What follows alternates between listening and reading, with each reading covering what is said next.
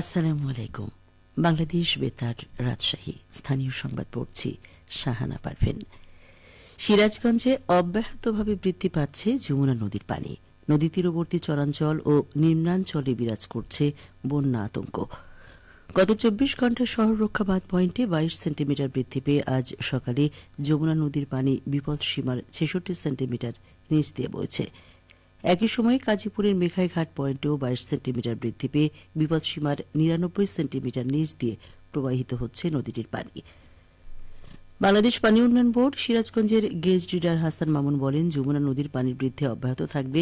এই দফায় যমুনা নদীর পানি বিপদসীমা অতিক্রম করাই বন্যার কবলে পড়তে পারে সিরাজগঞ্জ। এদিকে পানির বৃদ্ধি অব্যাহত থাকায় সিরাজগঞ্জ সদর, কাজীপুর, বেলকুচি, চৌহালি ও শাহজাদপুরের যমুনা নদীর চরাঞ্চল ও নিম্নাঞ্চলে বিরাজ করছে বন্যা আতঙ্ক। এ সকল এলাকার কৃষকেরা ফসলহানির আশঙ্কায় রয়েছেন। এদিকে নওগাঁয় গত কয়েকদিন ধরে বিভিন্ন নদ নদীর পানি বৃদ্ধি অব্যাহত রয়েছে, তবে বিপদসীমা অতিক্রম করেনি। পানি উন্নয়ন বোর্ডের তথ্যে জানা গেছে, গতকাল সন্ধ্যে ৬টা থেকে পূর্ববর্তী ২৪ ঘণ্টায় আত্রাই নদীর শিমুলতলি পয়েন্টে ৩১ সেন্টিমিটার, মহাদেবপুর পয়েন্টে ১০৫ সেন্টিমিটার, যোধবাজার পয়েন্টে ৬৩ সেন্টিমিটার ও আত্রাই রেলওয়ে ব্রিজ পয়েন্টে ২৫ সেন্টিমিটার পানি বৃদ্ধি পেয়েছে। শিমুলতলি পয়েন্টে ১১৭ সেন্টিমিটার, মহাদেবপুর পয়েন্টে ১৬৫ সেন্টিমিটার, যোধবাজার পয়েন্টে ৪৪ সেন্টিমিটার ও আত্রাই রেলওয়ে ব্রিজ পয়েন্টে ৪০ সেন্টিমিটার পানি বিপদসীমার নিচ দিয়ে প্রবাহিত হয়েছে। অন্যদিকে ছোট যমুনা নদীর লিটন ব্রিজ পয়েন্টে পানির সমতল বিপদসীমার ৬২ সেন্টিমিটার নিচ দিয়ে প্রবাহিত হয়েছে এবং ২৪ ঘণ্টায় ৩১ সেন্টিমিটার বৃদ্ধি পেয়েছে।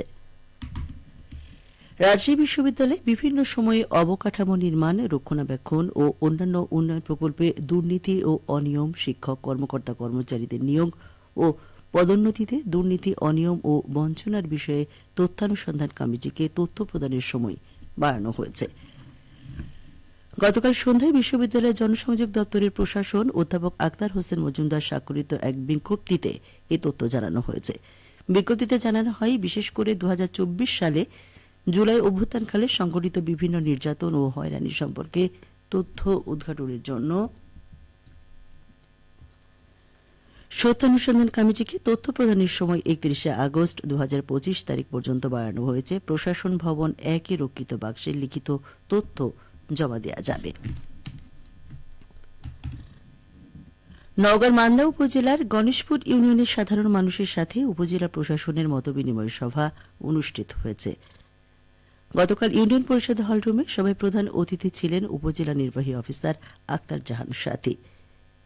সভায় স্থানীয় বাসিন্দাগণ সড়ক ও রাস্তাঘাট সংস্কার, নতুন সড়ক নির্মাণ, বেকারত্ব দূরীকরণে কর্মসংস্থান সৃষ্টি, ভূমি সমস্যা ও চিকিৎসা সেবা নিশ্চিতকরণ সহ বেশ কিছু দাবি তুলে ধরেন। এসব দাবি পূরণে কর্মকর্তাগণ আশ্বাস দিয়ে প্রতিটি ইউনিয়নে এ ধরনের মতবিনিময় সভা আয়োজন করার আশাবাদ ব্যক্ত করেন। ইউপি চেয়ারম্যান শফিকুল ইসলাম চৌধুরী বাবুলের সভাপতিত্বে সভায় স্থানীয় অন্যান্য জনপ্রতিনিধি, সরকারি কর্মকর্তা, মুক্তিযোদ্ধা, শিক্ষক ও শিক্ষার্থী সহ সর্বস্তরের মানুষ উপস্থিত ছিলেন। নাটোরে উপজেলা পর্যায়ে কর্মরত গণমাধ্যমের সাংবাদিকদের জন্য মাল্টিমিডিয়া জার্নালিজম বিষয়ক ৩ দিনব্যাপী প্রশিক্ষণের আজ দ্বিতীয় দিন। Press institute Bangladesh PIB Natore press ক্লাবে এই প্রশিক্ষণের আয়োজন করেছে। সংবাদ মূল্য ও চেতনা, রিপোর্টিং ধারণা, সংবাদ লেখার কৌশল, সাংবাদিকতার নীতিমালা, রিপোর্টিংয়ে করণীয় ও বর্জনীয় বিষয়ে প্রশিক্ষণে সেশন উপস্থাপনা করছেন বাংলা ভিশনের সিনিয়র বার্তা সম্পাদক রুহুল আমিন রুশদ। পিআইবির প্রশিক্ষক ও প্রশিক্ষণ সমন্বয়কারী মোহাম্মদ শাহ আলম জানান, এর আগে নাটোর প্রেস ক্লাবে নাটোরের জেলা পর্যায়ে কর্মরত সাংবাদিকদের একই বিষয়ভিত্তিক ৩ দিনের প্রশিক্ষণ গত বুধবার শেষ হয়েছে। উন্মুক্ত জলাশয়ে দেশি মাছের প্রাচুর্য বৃদ্ধি এবং স্থানীয় জেলেদের জীবিকা নির্বাহে সহায়তার লক্ষ্যে রাজশাহীর পবা উপজেলায় ২২টি পুকুর ও খালে ৫১৫ কেজি রুই, কাতলা ও মৃগেল মাছের পোনা ছাড়া হয়েছে।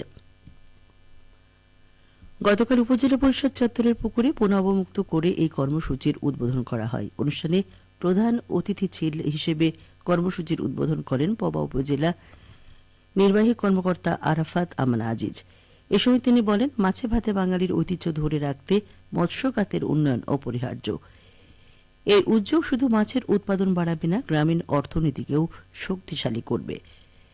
তিনি জলাশয়গুলোর সঠিক পরিচর্যা ও রক্ষণাবেক্ষণে স্থানীয় জনসাধারণকে এগিয়ে আসার আহ্বান জানান।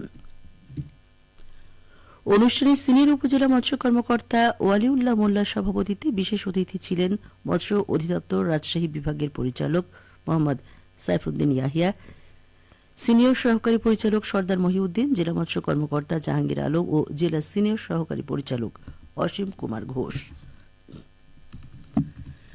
সবশেষে আবহাওয়া। আজ দুপুর 12টায় রাজশাহীতে তাপমাত্রা ছিল 32.5 ডিগ্রি সেলসিয়াস। এ সময় বাতাসে আপেক্ষিক আর্দ্রতার পরিমাণ ছিল 70%। রাজশাহী পার্শ্ববর্তী এলাকায় আজ সূর্যাস্ত সন্ধ্যে 6:39 সংবাদ শেষ হলো। আমাদের পরবর্তী সংবাদ দুপুর 2:05।